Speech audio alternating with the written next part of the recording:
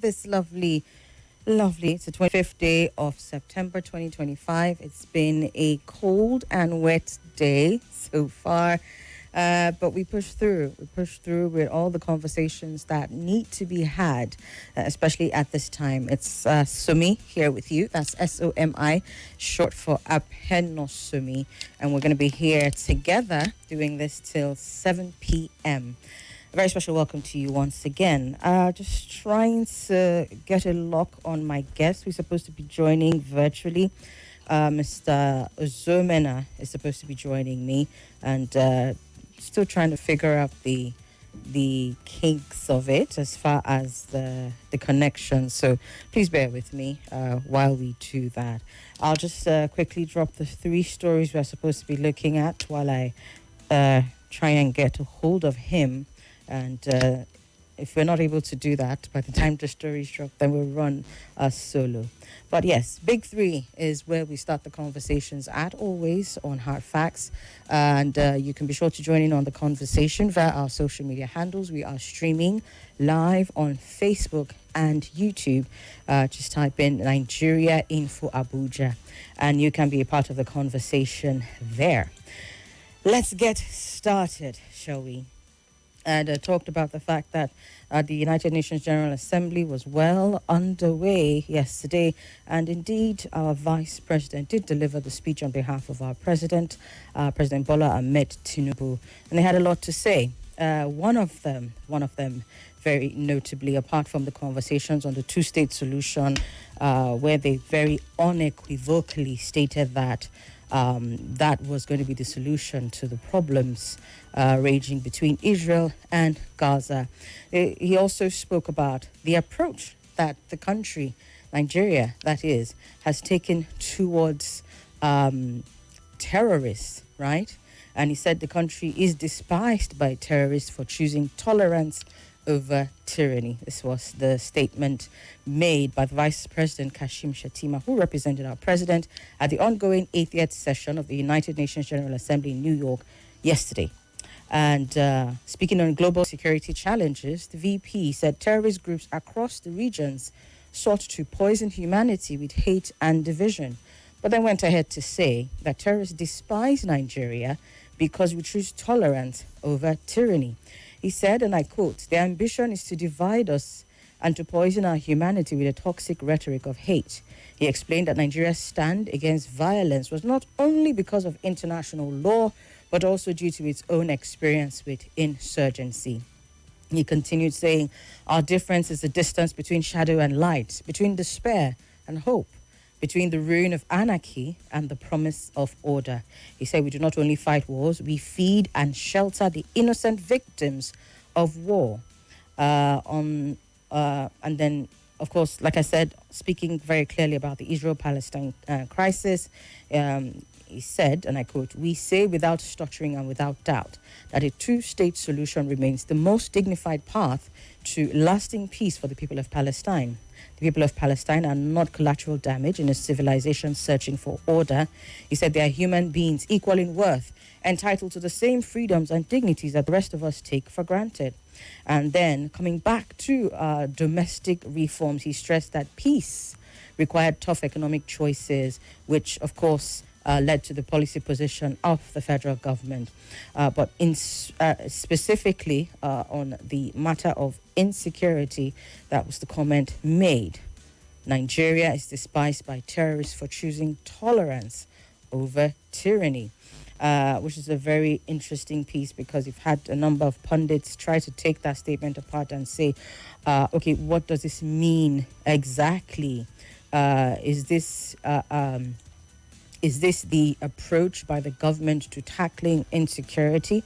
A number of questions that have come up as far as that conversation is concerned. What does it mean? Tolerance to tyranny.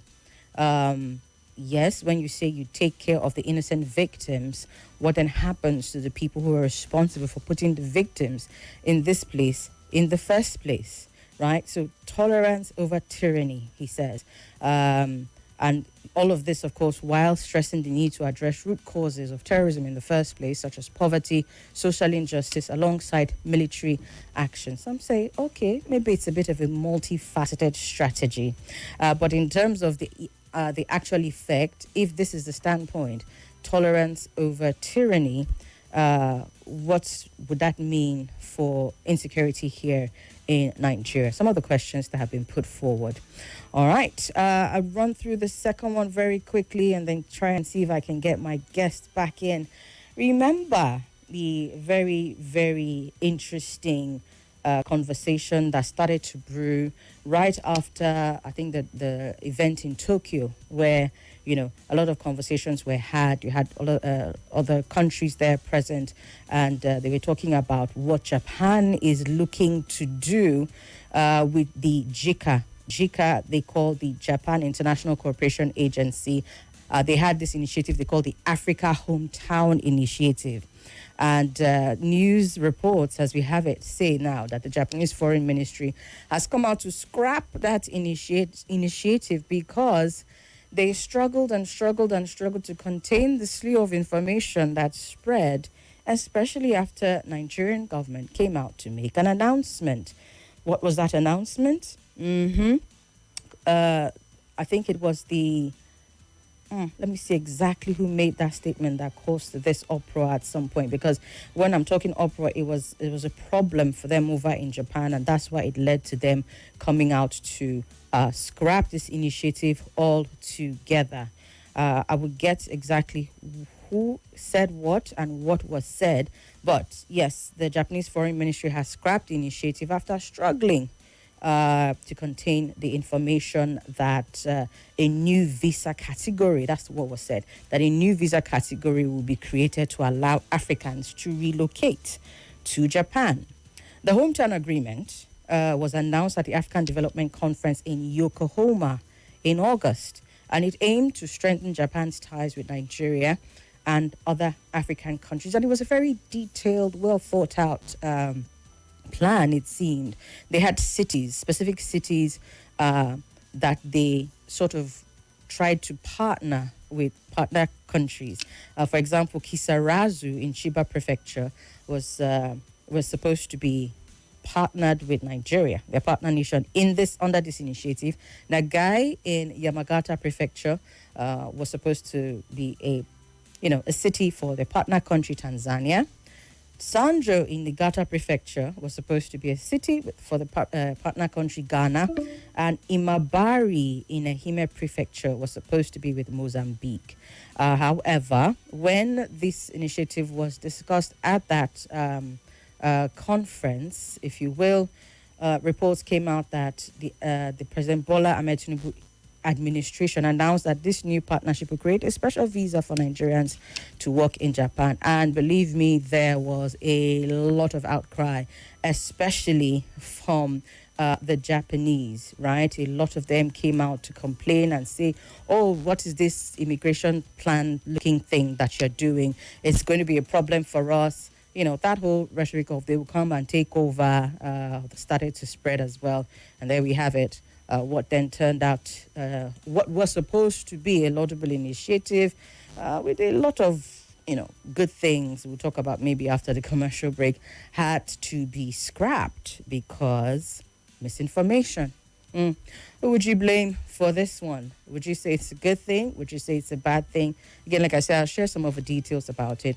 I will also take this time coming up with a commercial break to confirm if our guests will be able to join us so that we can start to get into the heart of the matter, and then we move on to our final story. But 2 stories down, we'll get your thoughts. And if the guest doesn't join, it's all well and good. We'll have you jump in on the conversation and let us know what your thoughts are. Okay, so let's take this quick break. We'll be back and more stories after that. More news and information coming up. We'll be back in a moment.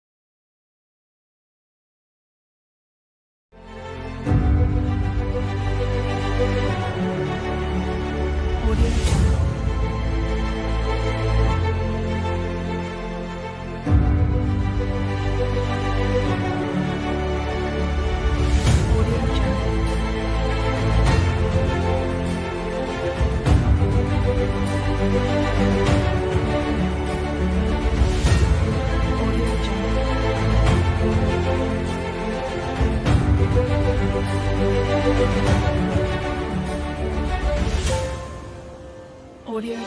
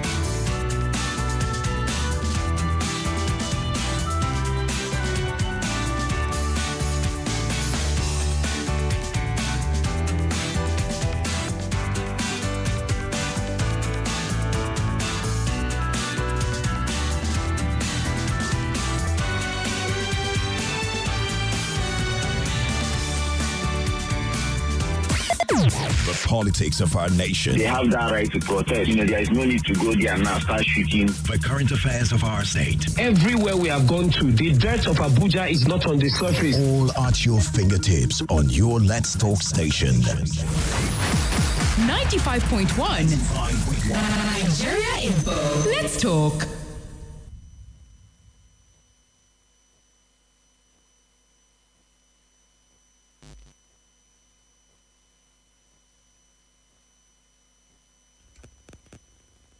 All right, we'll get back into the conversation. Seems to be glitches here and there, back to back.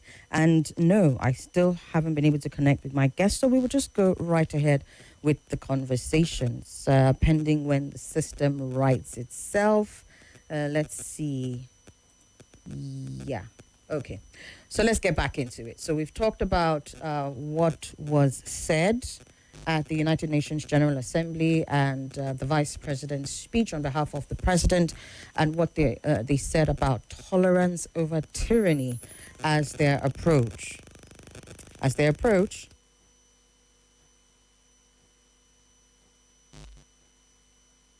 Okay, all right. We talked about that, and then we also looked at what has happened with the JICA initiative, where misinformation, according to the representatives of the Nigerian government on this supposed new visa policy that will be reset, is what has caused that policy to be shut down.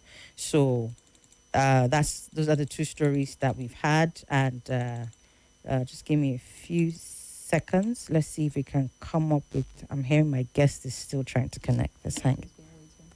Okay.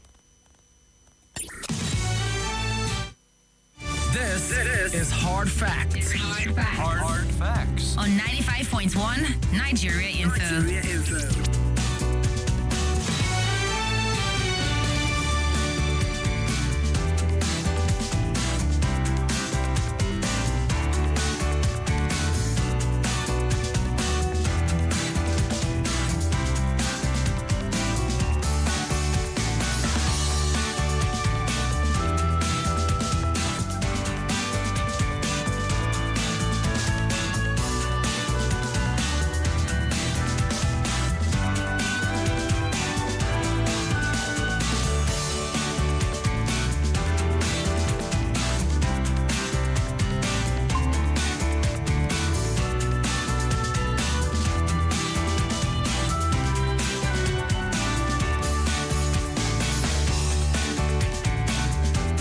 Apologies for that. Just had to take the time to let the guest in very quickly. Good afternoon, Mr. Zomina. Good to have you here. Yeah, good afternoon, Somi. Welcome. Apologies afternoon, for the technological issues, and it's great to have you here. All right. We were sharing from the stories. Thank you. Yes, we're sharing from the big three stories. I'll just run through the first two very quickly and get your take on it, and then we'll move on to the third one. I had said that the speech by the president, which was delivered on behalf of President Bola Ahmed Tinubu, highlighted a few areas. One key one looking at the approach to terrorism, right? And he had said that terrorists despise Nigeria because Nigeria chooses tolerance over tyranny, adding that its bitter experience has shown that violence never ends where it begins. He said this while speaking on global security challenges, and he stated that terrorist groups across the regions choose to poison our humanity with toxic rhetoric of hate. And so the government stand against violence, and not just because of international law, but also due to its own experience with insurgency, is that they are choosing tolerance over tyranny. And I had said before you joined in that a lot of pundits have started trying to understand what exactly he meant by that. Is it tolerance for the people who are committing these heinous acts? What is it? What does tolerance over tyranny mean exactly for the average Nigerian here who's dealing with insecurity and activities of these terrorists almost on a daily basis, if you will? If you could just pop in there very quickly and let us know what your take is on that one. He said this at the United Nations General Assembly, while also speaking very, very clearly about what our government's position is concerning the Israel-Palestine crisis, which is a two-state solution as the most dignified path to peace. So what would you understand? What's your understanding of this position of tolerance over tyranny, if you will? Okay, the clear thing is that UNGA 80, the 80th edition of United Nations General Assembly holding this year. United Nations came up in 1945 at the end of the Second World War. And what was the idea? To promote global peace, to promote foster harmony, to foster understanding. So a third world war will not happen. That's essentially why United Nations was set up, because the precursor to United Nations, the League of Nations, also failed. It couldn't stop the Second World War from happening. So at each of these annual General Assembly of a United Nations, UNGA, countries, leaders, chief of states are given opportunity to advance their country's position. It's actually the position of your country that each leader goes there to advance. I'm sure you heard talking about what the American position is, how they intend to, foster partnership with the others, and what their position is, even on the conflict in the Palestine and the whole of the Middle East. So Nigeria, since 2009, has had this experience with terrorism. It started in the Northeast. Now we have banditry down there in the Northwest. So over time, Nigeria has been battling with insecurity. It has become some sort of entrenched. It's over 10 years now. But the key thing is Nigeria. I'm sure why the vice president was talking about the position of Nigeria and the experience of Nigeria in managing domestic terrorism and insurgency. One of the things, perhaps he's saying, look, we have the carrot and we have the stick, but we've decided to use the stick as a way of what you may call non-kinetic options. When you are talking about, you have kinetic and non-kinetic option as a way of trying to build peace, to foster understanding, to ensure that you have a peaceful society. I think what the vice president's speech generally tried to lay out is say, look, we have had this experience over a decade, and we have learned a lot. We have tried to use a kinetic approach, and we've seen the results. And we've also adopted non-kinetic approach, and we've also seen the outcomes of these approaches. I'm sure the summation of it all is say, look, this is our experience in managing this issue of terror within the territory of Nigeria. Mind you, also, it's also important to reflect that Nigeria is the only country going through such security challenges. There are several countries across the world that are also going through it. But what I think need to happen is some sort of lessons learned. What lesson did, for instance, Colombia have been managing their internal crisis that lasted for several decades? Are there things we could ask Colombia, say, please, could you come over, could you share your experiences with us? Pakistan has also gone through its own share of the experience. So there are several countries we could reach out to and say, how did you resolve this matter? What were the lessons? What do you think we should do? These are our options. We have adopted option A, B, C, D. What do you think we need to do? How do you think we need to tweak our policy, our strategy in managing or tackling insurgency and extremism?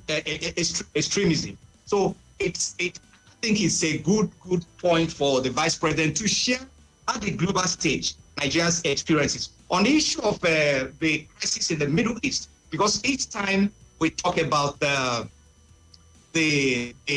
crisis in the Middle East, I mean, it's been there over the years. Israel became a country in 1948, and since 1948, the day Israel gained her independence. In fact, before Israel gained her independence at the turn of the century, when the proposals were initially made, there had been resistance. Two-state solution has been there on the table.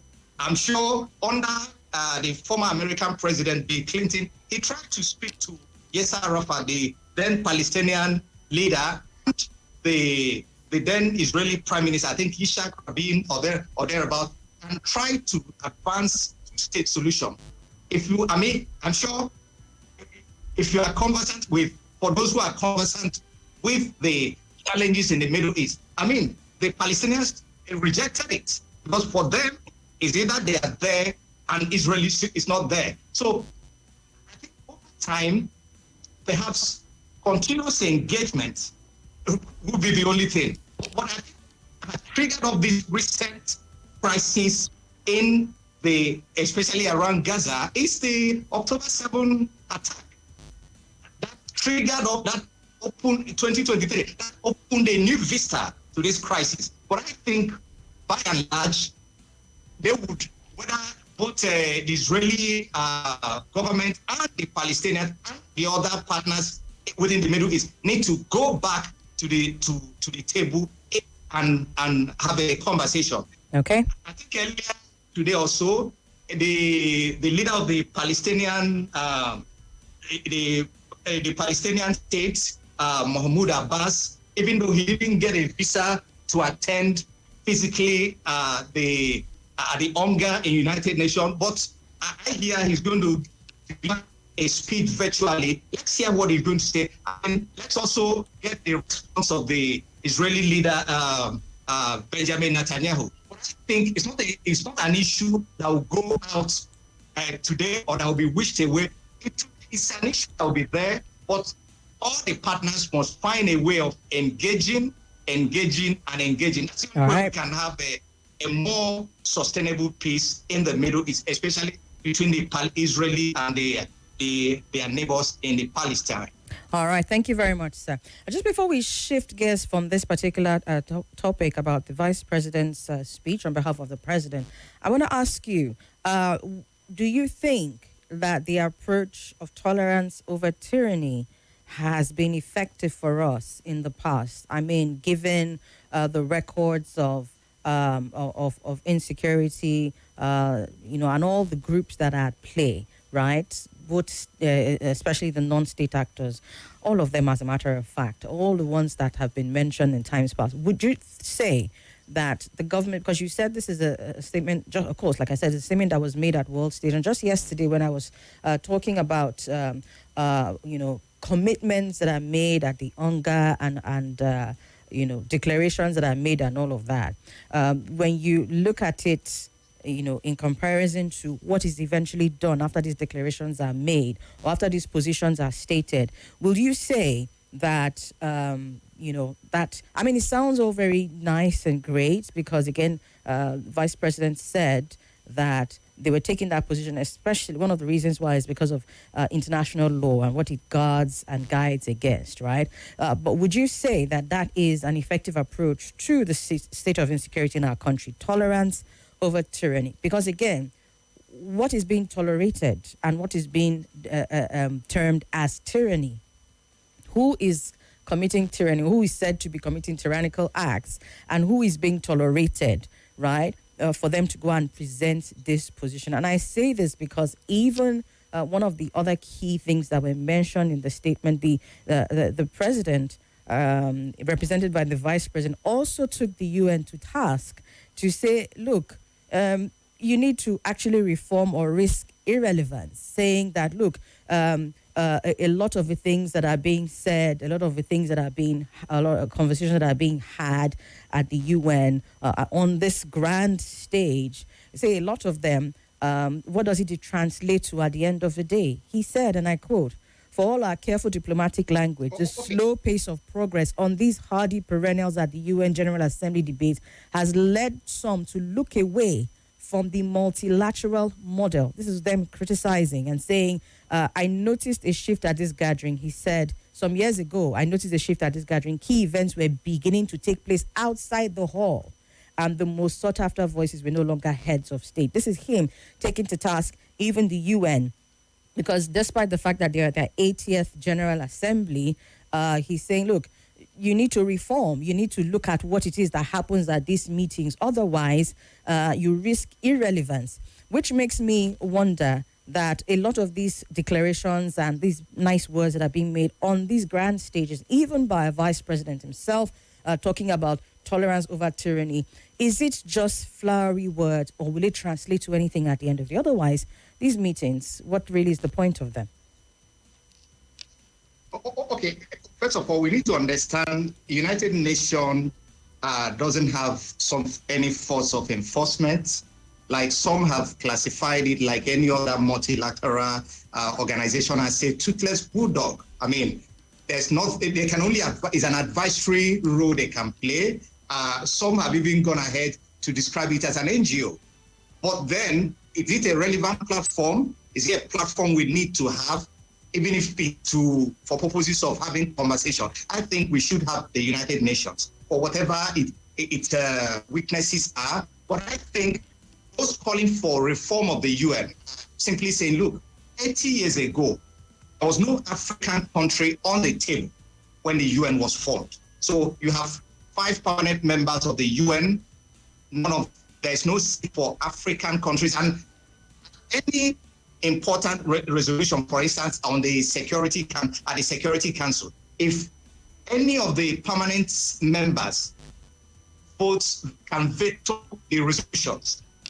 So if the US, if France, if China, if Japan, any of them can, if the United Kingdom can veto the decisions of others. And there's no African country that's a permanent member of the Security Council. So those calling for the reforms of the UN, I say, look, 80 years ago, how many countries in Africa were independent? Today, by 1960, just a few years after the UN was set up, African countries. So they are saying, keep us in seat so that we can feel that for purposes of inclusion. Africa is the only region that is asking for a permanent seat on the United, on the UN Council seat.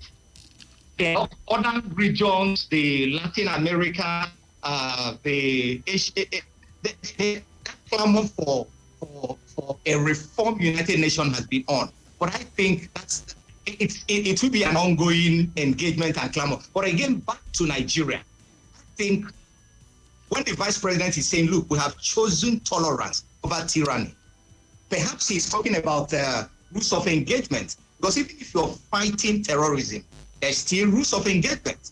So that rules of engagement guides how the armed forces engages in managing insurgency. Okay. Because I'm sure you have seen people talking against the armed forces, that they are either too hard or they use the sledgehammer. So they are also conscious. And look, even when we are fighting terrorism, we also need to look at what are the standards, what are the rules of engagement. And rules of engagement is not only that, it's an international adopted statutes on how to engage, even when you're fighting terrorism. Okay. I'm sure that's what the vice president may have been trying to expect. For it, but it's also, I understand how Nigerians also react to it. They think it's not hard enough. We need to be, assuming you have terrorists in a particular community, and you have identified they are in a particular community, but they are embedded within the community.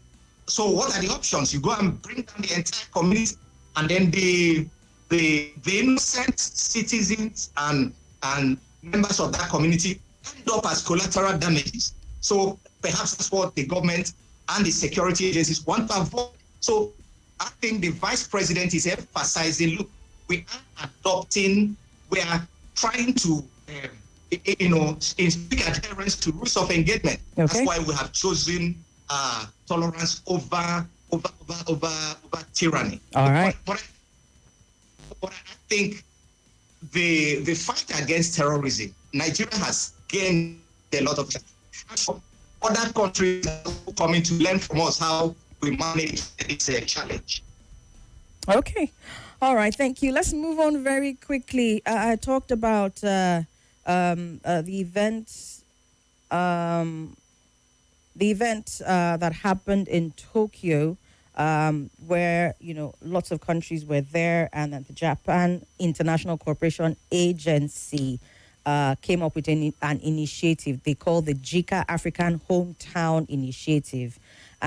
Today, reports have it that that initiative has been scrapped and totally thrown out the window, and it's been said this happened as a result of misunderstandings and confusion.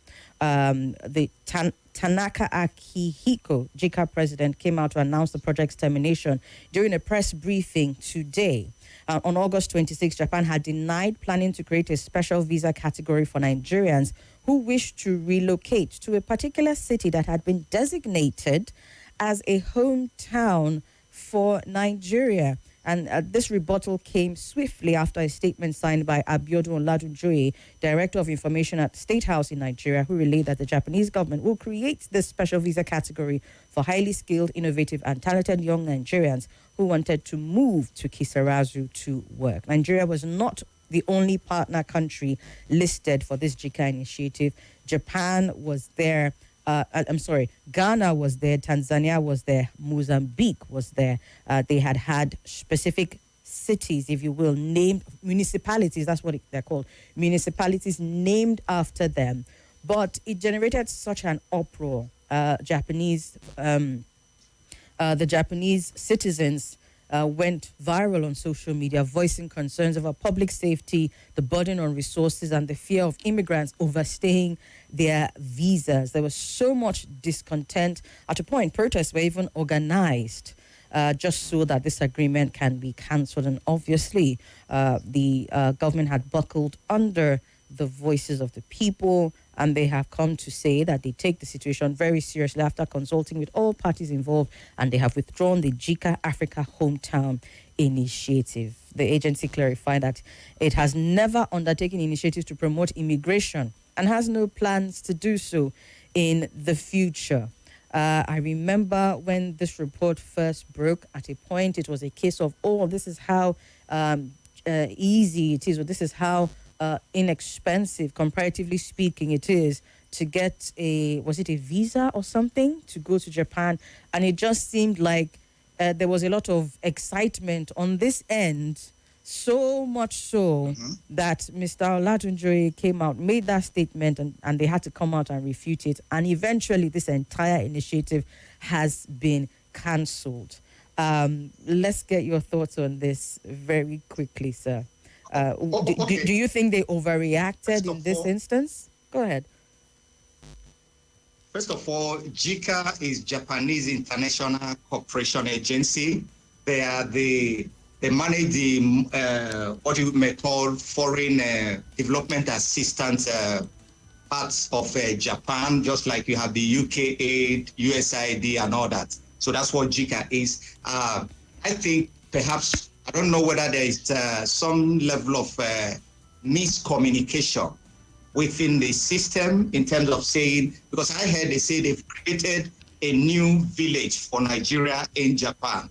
But from this information, it shows that it wasn't only exclusively to Nigeria, but the entire idea perhaps could have been for purposes of sharing of information, learning and what have you. But I think perhaps it could be a problem of information management. That's what I think. I wish could have been done better. But again, perhaps the two, both Japan and Nigeria, need each other to foster development, to learn, to share ideas, to share technology and what have you. Perhaps they could find a more better platforms and means of sharing it. But I think JICA is still ready and willing to support Nigeria's development. Mind you, at the official development aid or assistance, what you call ODA, it's actually shrinking, mostly as a result of the decision taken by the United States government to redraft or reframe or recraft and realign their official development assistance through the United States Agency for International Development. The UK aid is also reforming, and in that reform, it meant some money already allocated for aid. $5.5 billion, as a matter of fact, for new investments in Africa. And moving them down to the defense. And Poland is doing the same. Quite a lot of countries in Europe, especially around where they look Russia tried to us. We need to revitalize our defense, our capacity, our defense capability and capacity. So that has affected official development aid. Perhaps Nigeria should find a way of engaging Japan, because from all evidence, Japan seems to be willing to support Nigeria, in going forward, in ensuring that we attend development. I think whatever it is, they can get back, reform it, recalibrate the processes. But we need to go to Japan. I think it will help both countries. It will be a mutually benefiting process. Okay. All right, sir. As a matter of fact, the event in question that brought about this entire conversation, TICAD 9 specifically, is what it was called. The Japanese Prime Minister had announced 5.5 billion naira in new investments in Africa, also highlighting the importance of mutual understanding, local solutions, and collaborative efforts for sustainable development, all of which JICA was looking to help facilitate in some way or the other.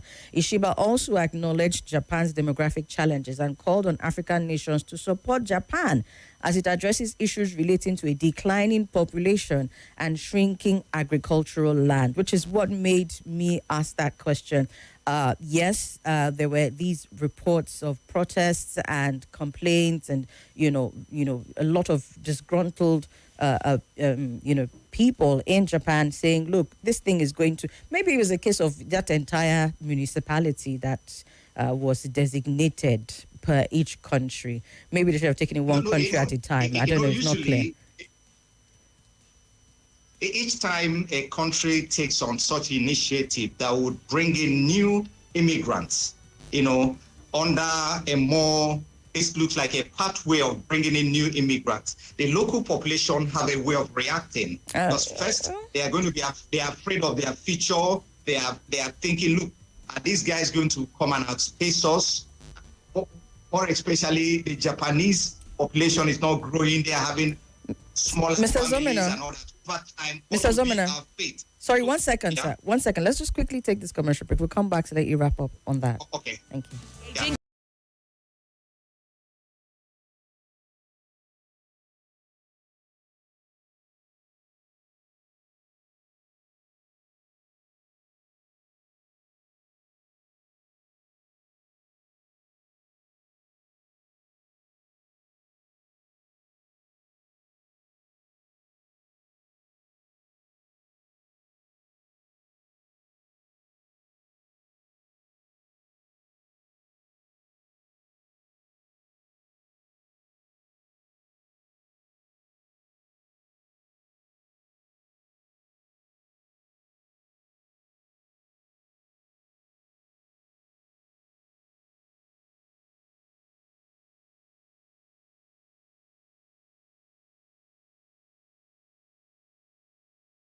to your number one talk, news, and sports station.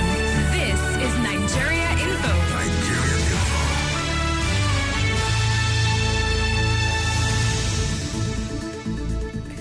All right, thank you for staying with us. We are going to wrap this up very, very soon. We have one more story to look at, so I would just allow Mr. Zomina to wrap up his thoughts on the cancelled JICA initiative that was supposed to allow for 4 municipalities to be created in Japan for partner countries, Nigeria being one of them. Of course, there was public outcry, and that's where Mr. Zomina was. That's what Mr. Zomina was addressing just before the break. You can wrap up on that, sir. Yeah. Quickly, I mean, what I was saying clearly is that the local population would have nurtured some fear, which is natural, fear of displacement, fear of becoming redundant, and fear of being outspaced. So these are natural things. But I think the government of Japan would have found a way of getting their buy-in into this initiative.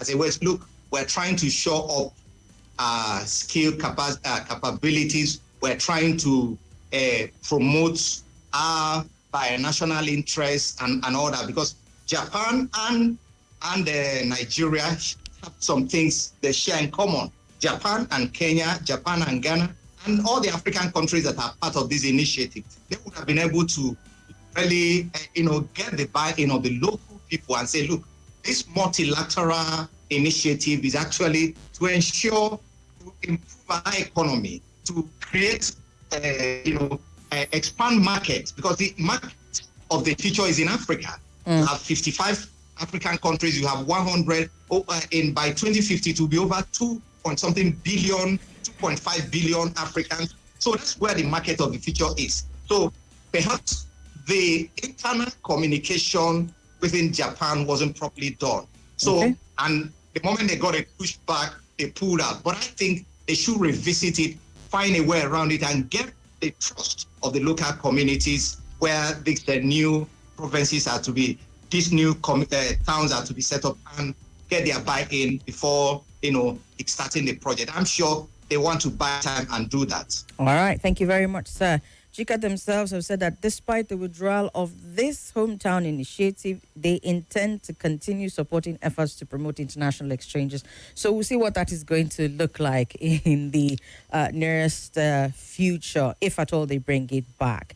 It does seem, just like you said, like it was a bit rushed, because there's a lot of things that JICA offers. One of them being even dispatching Japanese experts, volunteers, like the Japanese Overseas Cooperation volunteers, and providing training programs in Japan or some of these other partner countries, all because they want to build human resources, skills, and institutional frameworks necessary for development. So we'll see what follows after this announcement of the scrapping, and see if they will actually go back to the table, like you said. Let's take another quick break because it's time for the news. Dorcas is seated here. Mr. Zomina, please hang in there. We'll come back, look at the last story before we wrap up on the big three today. Thank you. Yeah, thank you.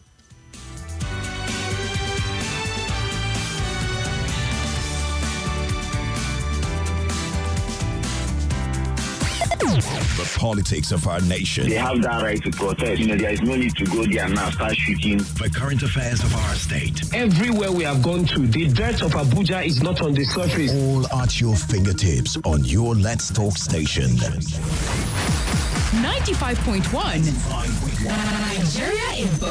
Let's talk. This is Nigeria Info.